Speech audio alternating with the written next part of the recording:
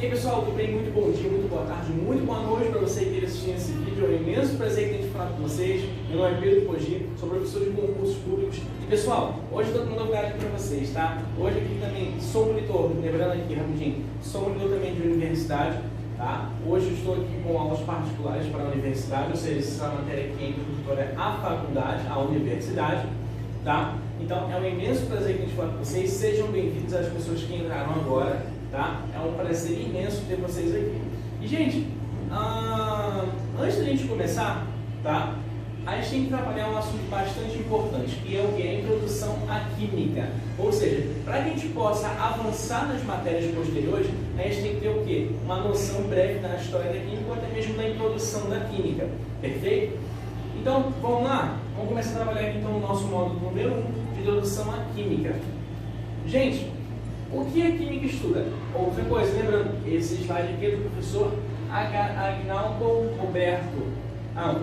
Roberto, tá? Eu usei o slide dele porque eu achei sensacional, fenomenal, então vamos trabalhar com ele aqui nesse momento, perfeito?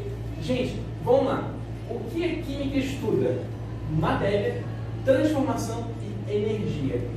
Rapidinho aqui, a matéria é o quê? É tudo aquilo que possui massa e ocupa lugar no espaço. As transformações elas podem ser tanto como os fenômenos químicos e fenômenos físicos. Os fenômenos físicos são aqueles que dão o quê? Não há alteração da matéria. Um exemplo disso é um gelo. Quando eu coloco um gelo na pia, ou seja, ele nunca vai deixar, ele vai derreter, ele vai passar de um estado físico para o outro, mas ele nunca vai deixar de ser água. Agora, quando eu bater fogo numa folha, ela vai deixar de ser folha e vai passar a ser o quê? Cinza. Então é uma transformação química, ou seja, porque eu alterei a minha composição da matéria. Tá? Ali a gente tem uma placa que está sofrendo um processo de oxidação, ela está enferrujando.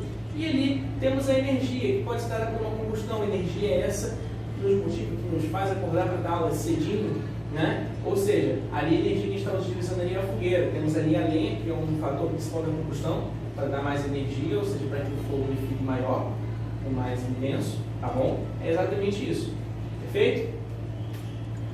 Bom, aqui, como eu falei com vocês, matéria é o quê? É tudo aquilo que tem massa e ocupa lugar no espaço. Corpo é uma porção limitada dessa matéria e objeto é o corpo com uma finalidade específica. Mas, Pedro, que finalidade específica é essa? Gente, essa finalidade específica é o exemplo. Um homem cria um piloto. Ele criou o piloto para que eu pudesse usar. Então, isso seria o quê? Um objeto. O corpo seria o piloto e o objeto é o quê? Seria eu usando este piloto. Então, eu crio para que você o quê? Use. Então, se eu crio uma cadeira para que eu possa me assentar, eu fiz o quê? O corpo é a cadeira e o homem criou a cadeira para que você sente nela. Perfeito? Então, essa é a definição. Matéria, possui massa e ocupa lugar no espaço. Corpo, qualquer coisa que a gente encontre aqui. Perfeito? E objeto é o que eu vou utilizar. Gente, a matéria é tudo isso aqui que a gente consegue enxergar. Tudo aqui possui massa, tudo aqui ocupa um lugar nesse espaço aqui. Então, matéria é tudo isso que a gente consegue enxergar. Tá bom? O teclado que eu estou segurando aqui na minha mão, ele possui uma massa. Ele está ocupando um lugar dentro desse espaço aqui. Então, logo ele é o quê? Uma matéria. Perfeito?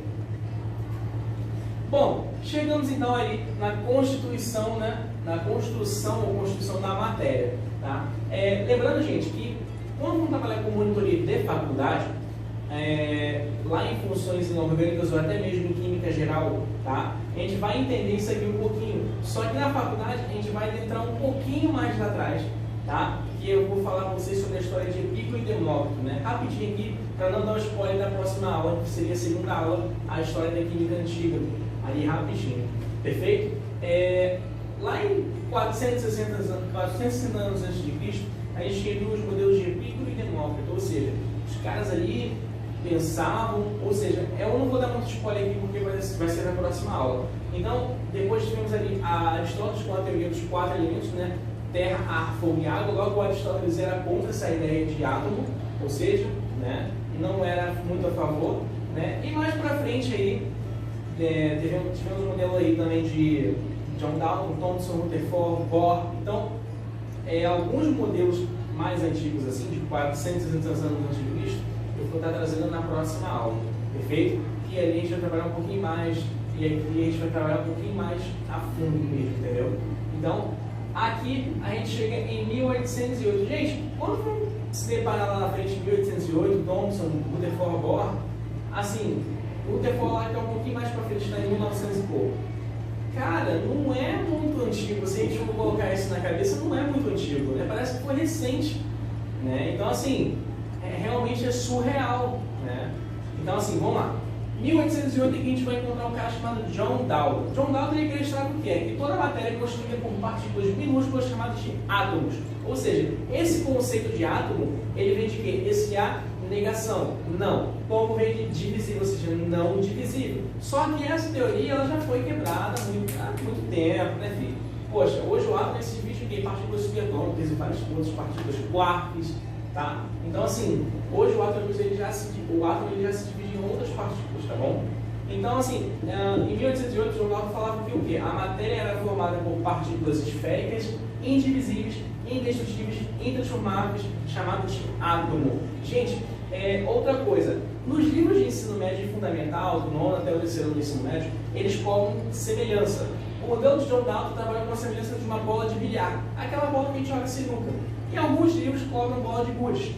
Só que, como aqui o nível já é um pouquinho mais hardcore, um pouquinho mais alto, né, a gente não gosta de trabalhar com semelhanças em universidades e faculdades. Ou seja, na faculdade você é obrigado a entender o que é o átomo.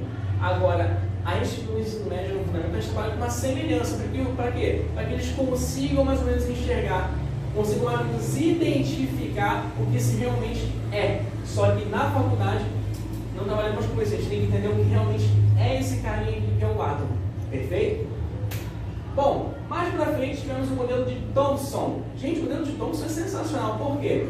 Para Thomson, o átomo era uma esfera homogênea, ou seja, não maciça de cargas positivas, que eram denominadas de prótons, na qual estariam incrustadas algumas cargas negativas, que seriam os elétrons, garantindo assim a neutralidade do átomo. Gente, uma coisa rapidinho que eu quero falar com vocês. Prótons são dotados de partículas positivas, nêutrons são dotados de partículas nulas, elétrons são dotados de partículas negativas. Coloquem isso no caderno de vocês, que isso é importantíssimo, perfeito? Então, toda aquela parte branca ali seria o positivo. Vamos colocar que aquilo ali seja o Caio Castro, né? E os elétrons, né, seriam esses ali vermelhinhos, né, dentro de uma bolinha amarela. Ou seja, é como se o Caio Castro estivesse ali no meio e todas as mulheres fossem os elétrons, querendo agarrar ele. É exatamente isso. Ou seja, as partículas diferentes, ou seja, com cargas diferentes, elas têm que se fazer o quê? Atrair. Partículas iguais, com cargas iguais, elas tendem a fazer o quê? Se repelir.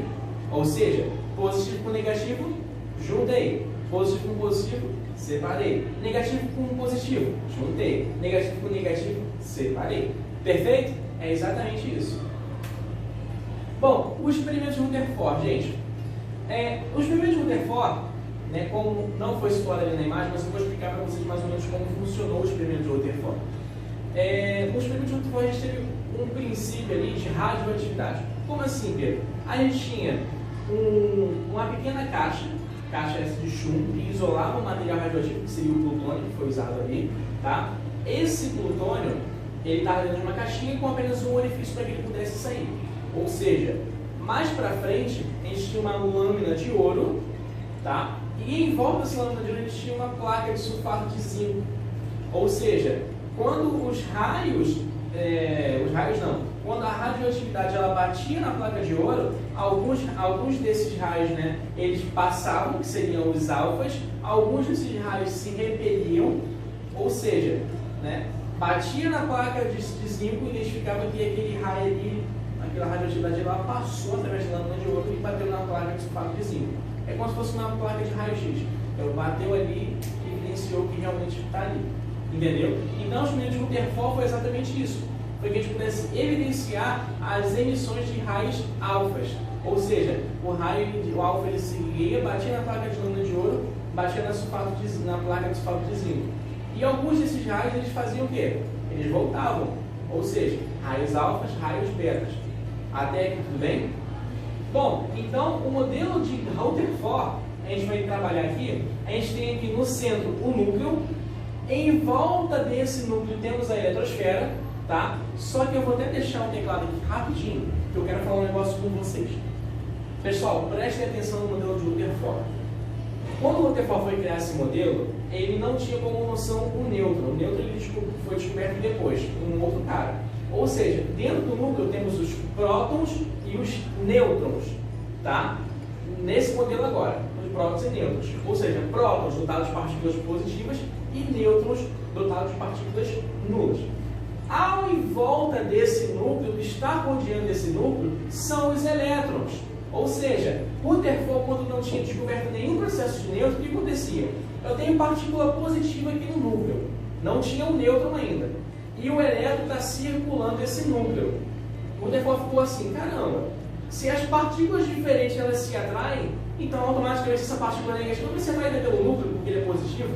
Só que aí veio o nêutron. Cara esperto, cara descobriu o nêutron. O que o nêutron faz, gente? O nêutron, ele impossibilita que esse raio negativo entre em contato com o raio com a carga positiva. Ou seja, uma vez que eu tenho um raio positivo aqui e o elétron está circulando aqui onde não haja nêutron, o que vai acontecer? Vai chegar um momento que o elétron vai fazer o quê? Vai ser atraído o positivo vai ser atraído pelo negativo. Aí eu posso explodir o átomo. Só que não. Né? Essa era a concepção de Rutherford quando não tinha o nêutron. Então o Rutherford ficou bem calculado com essa história. Então, o nêutron ele funciona mais ou menos como o quê? Como um segurança de balada. Então, o nêutron ele protege o próton e protege o nêutron. Né? O nêutron ele protege o próton ali dentro para que ele não entre em contato com a partícula negativa, que seria o elétron. Não gerando assim, né, um processo de explosão ali daquele átomo. Perfeito?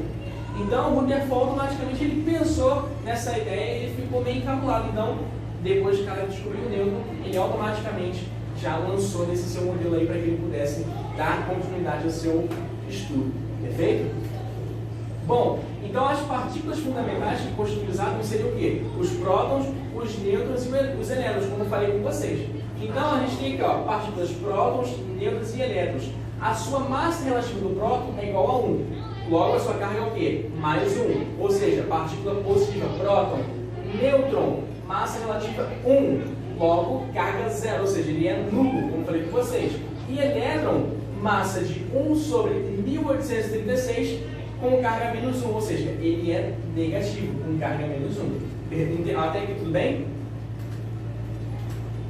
Bom, substâncias que podem ser classificadas agora, gente. Aqui agora é um outro assunto. A gente tem as substâncias simples e as substâncias compostas. As substâncias simples é constituída por um único tipo de elemento químico, enquanto que a substância composta é constituída por mais de um tipo de elemento químico. Como assim, Pedro? Olha aqui, olha, percebe esse becker aqui maneiro, nem parece um becker, né? Parece mais uma bacia. A gente tem aqui o quê? O oxigênio, gás oxigênio. Eu só tenho a presença ali de quê? Oxigênio. Logo, eu só tenho um elemento químico. Se eu só tenho um elemento químico, ele é o quê? Substância simples.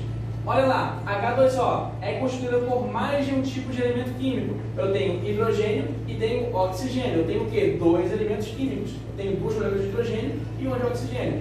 Logo, é uma substância o quê? Composta. Se eu coloco aqui O3, que é o ozônio, seria uma substância o quê? Simples, por quê? Eu só apresento oxigênio. Se eu coloco lá do outro lado CO2, gás carbônico, eu tenho o quê? 2 moléculas de oxigênio para uma de carbono. Então, logo, é uma substância o quê? Composta. Show? Bom, gente, agora esse processo aqui de alotropia vai ficar para a próxima aula, paramos no slide 10. Então, esse vídeo aqui, ele vai ser separado em 4 partes, né? Ou seja, para cada processo eu separar em 15, 13 slides, tá? Então, vamos deixar para a próxima aula agora a nossa segunda parte, que iremos falar sobre alotropia. Então, fique aí, não me abandone, porque vai ser sensacional. Gente, muito obrigado a todos vocês, muito obrigado até aqui por vocês terem feito parte aqui dessa grande história, tá? Então, estudem qualquer pergunta, deixe lá no formulário que eu vou deixar disponível para vocês aqui no link da descrição. Aí sim, vocês se tomam à vontade de perguntar todas as suas dificuldades que vocês tiveram ou têm na faculdade ou na universidade. Perfeito? Então, muito obrigado a todos vocês, forte abraço a todos e fiquem com Deus. Tchau, tchau, até a próxima aula.